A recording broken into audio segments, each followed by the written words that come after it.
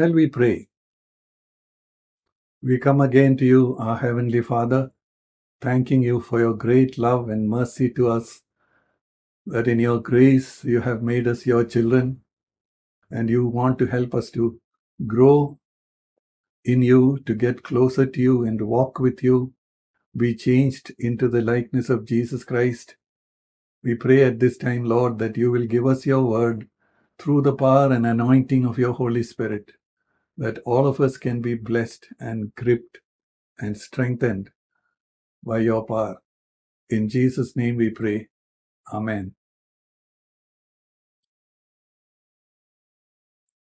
Have you ever thought what your normal reaction would be if somebody points at you and says, "You are like that, you did that"? What would be your response? Now, if we look around, the normal response we see is one of defending ourselves. Is that our response? Defending ourselves? Many people, when they hear an accusation or a criticism like this, the immediate reaction is to first try and deny it. No, I didn't do it. You are wrong. I didn't do it. Or I am not like that. So we try to do that. If that doesn't work, because sometimes it's so obvious that we did it or we were wrong, and we can't get away by saying, no, we didn't do it, then people try to go to the next step. That is to try and justify themselves. They're saying, see, what happened is he said like that or she did like this. That's why I did like this. That's what our ancestors Adam and Eve did after they were caught in disobedience. When God asked them, why did you do this? She did this, or the serpent did it. And that's the nature we have inherited from them. That's the spontaneous reaction that comes up from our life. If none of these things work, denial doesn't work, justification doesn't work, what will we do? We sometimes try to find some excuse. I was very tired. Or this one happened so quickly, so unexpectedly that I couldn't think. And then it so happened like this. Now, in all these things, we are trying to cover ourselves up and defend ourselves from what we consider to be an attack on us. Even when people are trying to help us and try to point out something we need to correct, our spontaneous reaction is to defend ourselves and say, no, that doesn't apply to me. You are mistaken. But all of us have this tendency because we are born in this sinful flesh. And that's that sinful flesh all of us have. Whether we are Christians or other people from other faith, we all are born with this same flesh. Let's look at another example of this self-defense. See, all of us who are living now have the definite possibility that we may die anytime, without notice, very unexpectedly. It could happen to us. We know it theoretically, but we don't want to think about it. We don't want to consider the possibility that it can happen to us. And therefore, we make all kinds of plans. Some people are planning for years ahead, thinking that they are not going to die, nothing is going to go wrong with them. This is another example of trying to avoid pain. So what are we trying to achieve by defending ourselves like this? Because it's very simple. If we accept some fault on our side, it pains us. It causes us distress.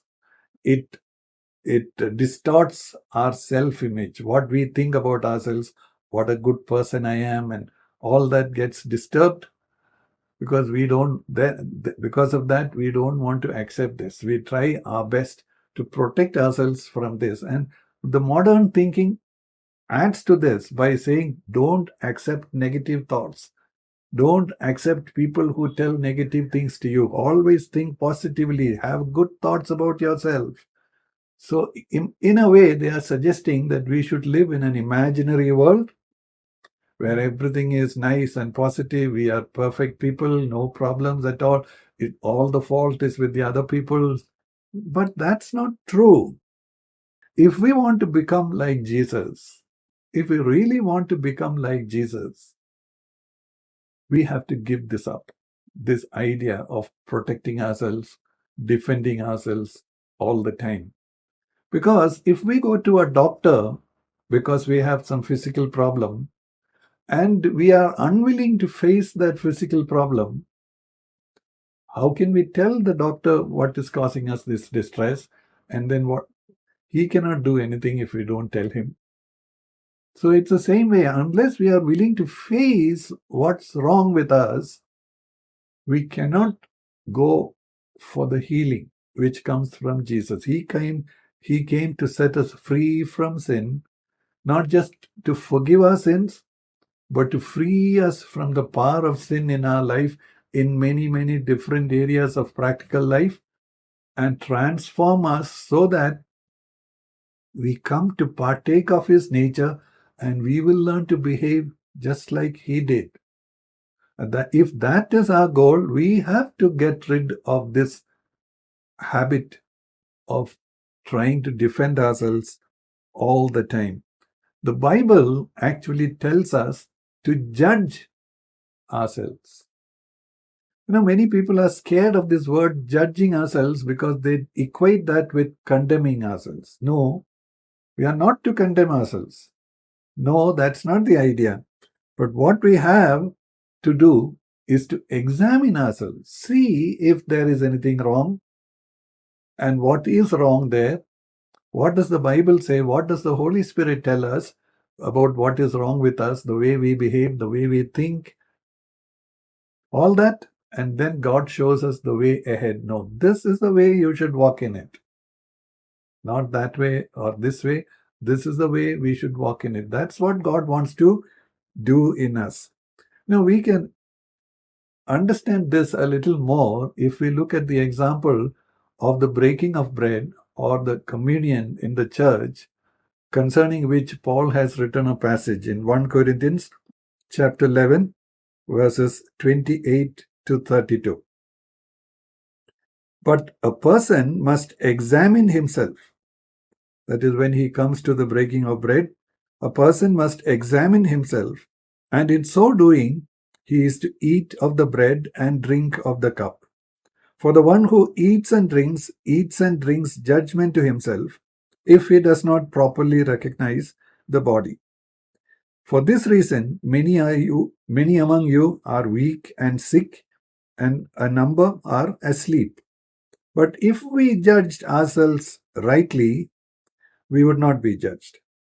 But when we are judged, we are disciplined by the Lord so that we will not be condemned along with the world. So this word examine ourselves is referring to testing ourselves to see if something is wrong, whether we will be approved by God. That is what we are doing. It's testing. If we don't do that, the warning is there will be things left in us that comes under the judgment of God. So if we judge ourselves, we will not be judged. We will become more and more like Jesus. So it is very, very important for us to learn to judge ourselves, to examine ourselves, to look at what we are saying and doing and even thinking, to see if this is how Jesus would behave, if this is how Jesus would feel and think and do. That is how we examine ourselves. If this is not happening in our life, forget about becoming like Jesus. It's not going to happen. Okay. If you look at this same verse from the Amplified Bible, it makes it a little clearer. For if we searchingly examined ourselves, detecting our shortcomings and recognizing our own condition, we should not be judged and penalty declared by the divine judgment. So, what happens if we judge ourselves? We will get to see what all is wrong with us. We can cleanse ourselves by coming before the Lord, asking the Holy Spirit to change us and learning to behave differently the next time we are tempted. And little by little, we can be transformed into the image of Jesus Christ. If we don't judge ourselves, what happens? We are accumulating things that will still come under the judgment of God. The other thing we need to recognize is if we don't judge ourselves by defending ourselves, by refusing the voice of the Holy Spirit trying to convict us, point out faults in us, by refusing to listen to other people pointing out our faults, what might happen to us is that we harden our hearts. That's a very sad thing to happen to us. When we are children of God, when we have been born again by the grace of God, and we have been given such a great promise that we can partake of the divine nature, and then to go on hardening our heart because we are scared of the pain that will come when we acknowledge our sin, we ourselves are blocking the way of sanctification. Now, the Holy Spirit has been given to us as a helper. John chapter 14, verses 16 to 18. I will ask the Father, and he will give you another helper, so that he may be with you forever. The helper is the Spirit of truth, whom the world cannot receive, because it does not see him or know him. But you know him, because he remains with you and will be in you. I will not leave you as orphans. I am coming to you. Also, verse 26. But the Helper, the Holy Spirit, whom the Father will send in my name, he will teach you all things and remind you of all that I said to you. But sometimes, after we have read this passage, people misunderstand it and imagine that if the Holy Spirit is in us and he will continue to do his work in us, what he has begun in us, he will complete. As if we have no responsibility in it. It's all the responsibility of the Holy Spirit.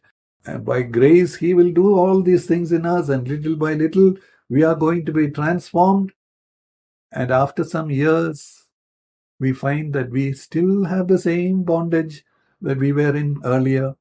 There is really no progress in us except perhaps we have learned a little more of knowledge of the Bible, and we have got used to how to do certain things in a certain way in the church. All those things we may have picked up, but there is no inner transformation. Why? Because we have not cooperated with the Holy Spirit when he was trying to teach us. Here it says, we just read, the Holy Spirit is given to us. One purpose is to teach us. And the other purpose is to remind us about things we have already learned. See, many things we learn are not necessarily of immediate use to us. But if we have learned and if we have accepted them, if we have stored them in our mind, when the appropriate occasion comes, the Holy Spirit is able to remind us and say, this is what God says. That is how you have to behave. This is how you need to overcome and all that. So we learn to read the Word of God and allow the Holy Spirit to work in us because we want to be changed into the likeness of Jesus.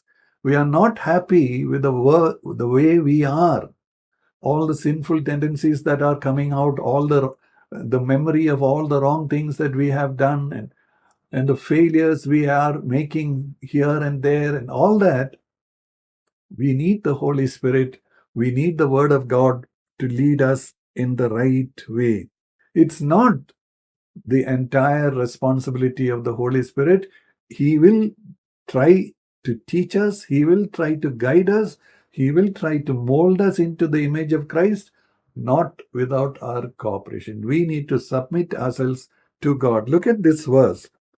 Romans chapter 6, verse 19. For just as you presented the parts of your body as slaves to impurity and to lawlessness, resulting in further lawlessness, so now present your body's parts as slaves to righteousness, resulting in sanctification. Here, the subject is sanctification. What does it mean? It's not the same as justification. Justification is where we repented from our sins, received Jesus as our Savior, received this forgiveness of sins, acceptance by God as His children. He washed away all the memory of our sins by the blood of Jesus Christ, gave us a new heart, put God's Spirit into our hearts. All that is happening when we come to Jesus. But after that comes sanctification, which is another word which says that this is how all the righteousness that God has imputed to us, the righteousness of Jesus, which has been imputed to us, now God wants to make it practically real in our life. How Jesus behaved, we need to behave like that now.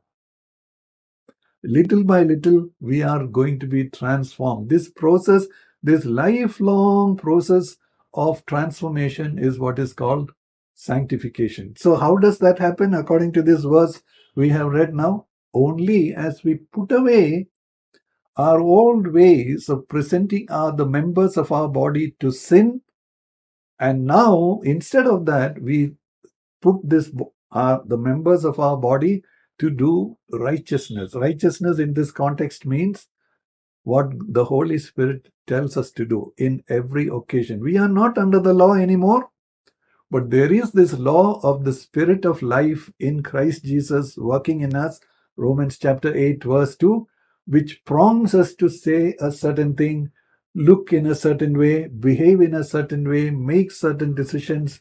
This is coming from the Holy Spirit working in our hearts. So when we hear that voice of the Holy Spirit and we submit ourselves to Him, denying ourselves what we would have naturally felt like doing, but doing this because this is what is going to be pleasing to God, that is how little by little we are going to be led into sanctification. See, sometimes when this Spirit of God speaks to us and convicts us of something we have been doing wrong, one of the most foolish things we can do is to think about our justification and our place in Christ and all the promises of God concerning our acceptance, how we have been made the children of God and all those things, and imagine that that is the reality. That is the reality from God's point of view when He accepts us. True. 1 Corinthians chapter 1 verse 30, but it is due to Him that you are in Christ Jesus. You are in Christ Jesus now. Remember that. Who became to us wisdom from God and righteousness and sanctification and redemption.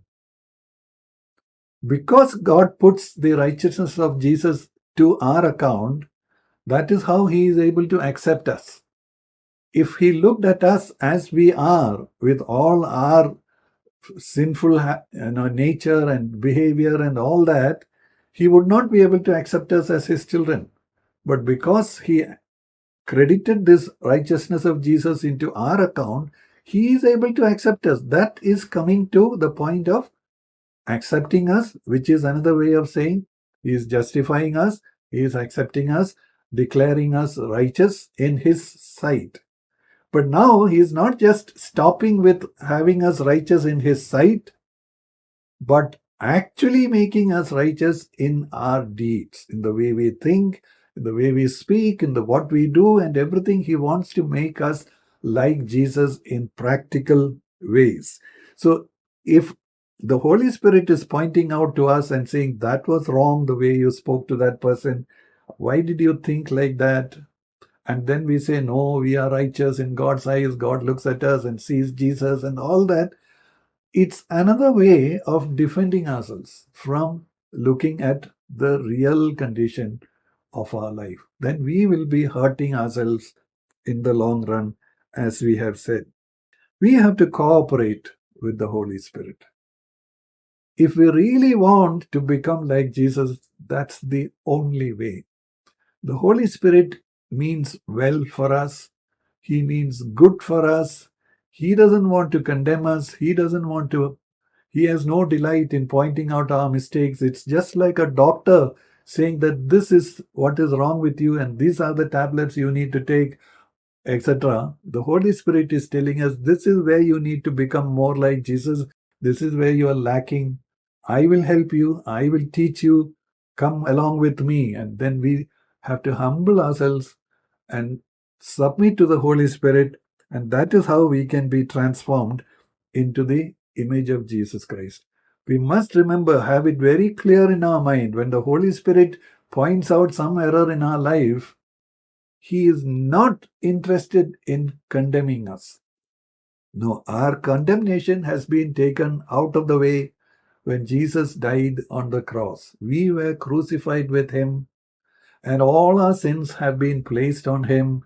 So there is no more condemnation to us because we have been placed in Christ Jesus. There is no condemnation. But this is the process of sanctification.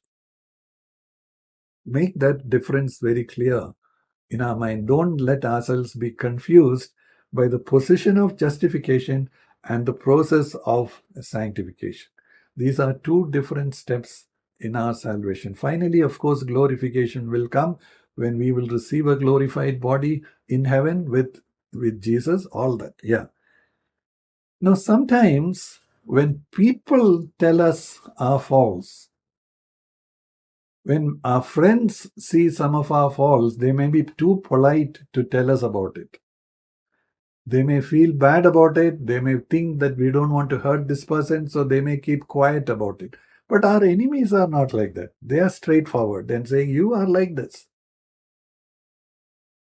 What do we do then? Just because they are our enemies, do we get angry with them and refuse saying, they are my enemies? That's why they are saying us like this. I am not really like that. No, please listen. Sometimes God uses all kinds of people and situations to speak to us. It's not just always some voice coming to our mind or some specific verse from the Bible that we read. No, God uses all things to work for our good, even our enemies. God uses them also to work for our enemies. So what should we be doing? Examine ourselves. See if there is some truth in what they are saying. Don't put them off because they are enemies. No. Is there some truth in what they are saying? Maybe I was blind to it. You know that, right? We are all blind to many things in our life. That is why we have this constant tendency to look at other people's faults. We are very sensitive to finding out other people's faults, but we can be so blind to our own faults. Matthew chapter 7, verse 3. Why do you look at the speck that is in your brother's eye, but do not notice the log that is in your own eye? So, again, I'm repeating, we have to get trained in examining ourselves. Whatever way it comes to us about our faults, we have to learn to examine ourselves honestly before God. Even if we don't feel like agreeing with that comment or criticism or anything, we can ask God, Lord, is there something true in what they are saying? Something I'm not able to see yet, Lord. If there is some truth, please show it to me, Lord. Because I actually want to become like Jesus. I don't want to remain as a sinful person receiving forgiveness. I don't want to be like that. I want to grow in you, Lord, from grace to grace. And I want to be transformed into your likeness.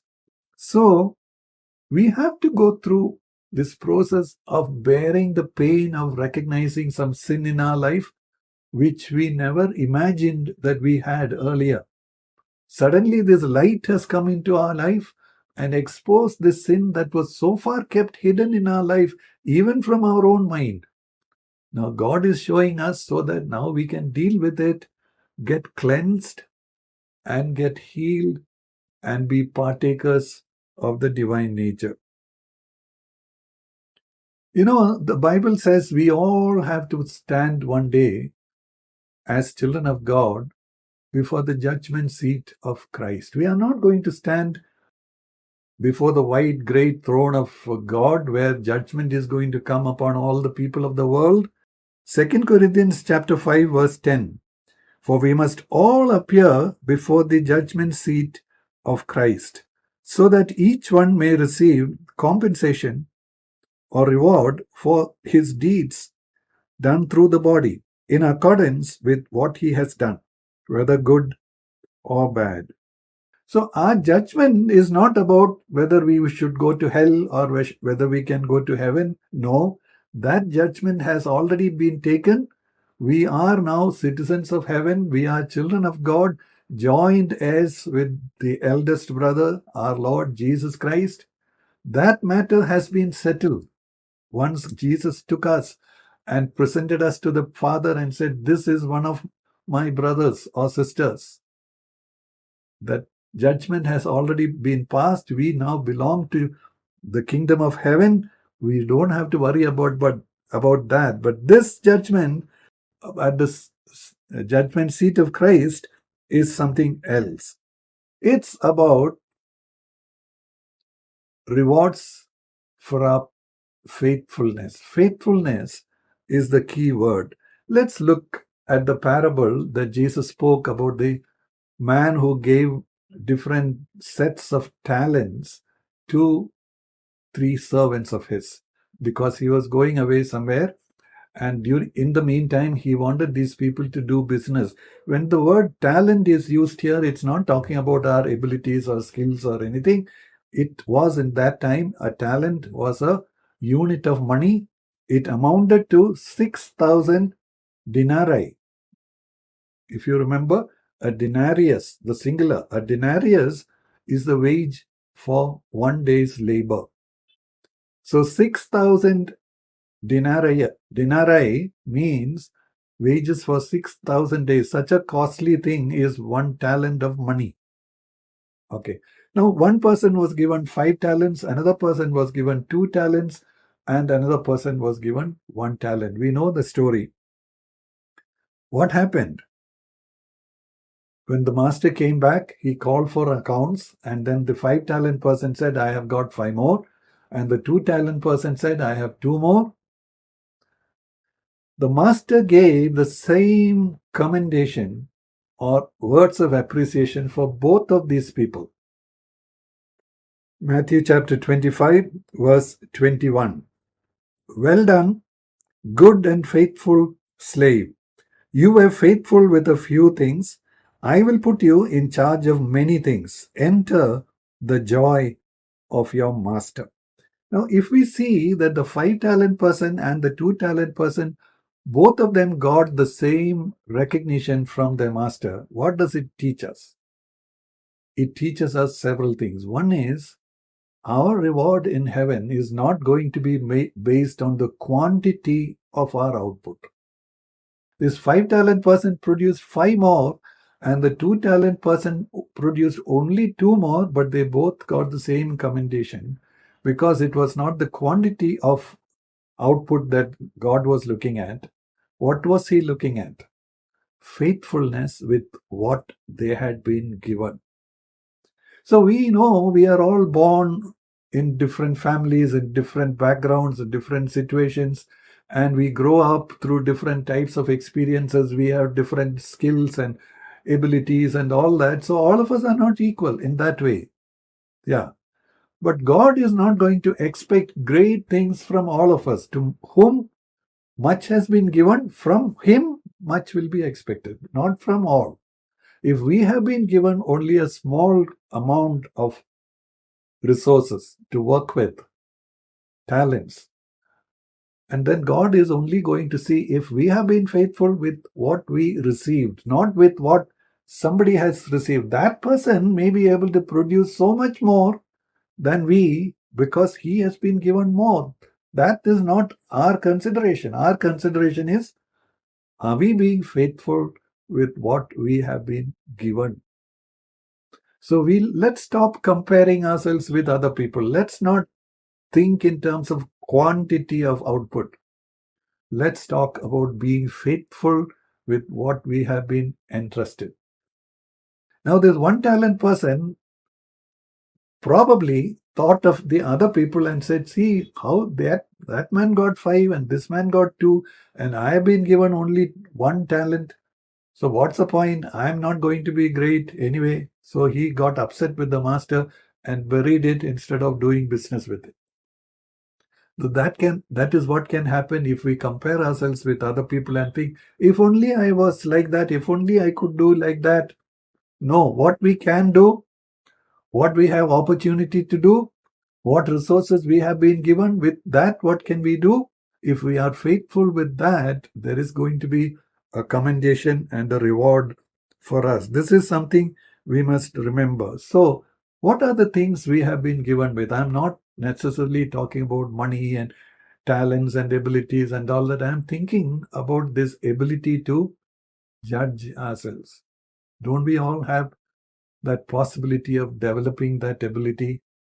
Then what would happen if we develop that ability and allow the Holy Spirit to examine us and point out where we are going wrong and show us the way how we can set those right?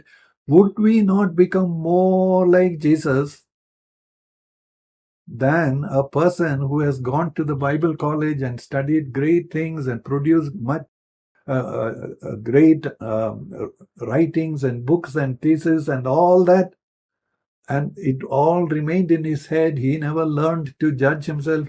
Suppose we are some poor people confined to our home, confined to our family with our spouse and children and all that. We don't have much opportunity, but we all have this opportunity to examine ourselves, judge ourselves, cleanse ourselves, allow the Holy Spirit to work in us. Can we not be faithful in this area? That is what God wants us to do. Don't compare ourselves with other people. Think about our past life. Think about the times we wasted our life, the things that we have done wrong, and the opportunities we passed down, the time we have wasted in other kinds of pursuits for fun and games and entertainment and trying to be popular and trying to impress and all these things. Think of those days, and the same way that you put away those ways in which you presented the members of your body to sin, and now these same members of our body present them to God as servants of righteousness, to do the right thing, to follow the example of the Lord Jesus Christ, to follow the teachings and the guidance of the Holy Spirit. That is our opportunity now. So may we learn that.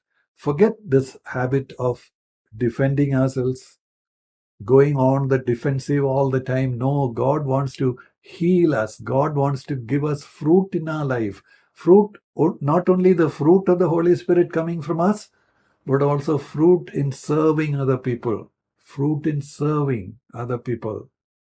So may God help us, all of us, and may He be glorified in our life. In whatever time is left for us, may we be found to be faithful. Amen.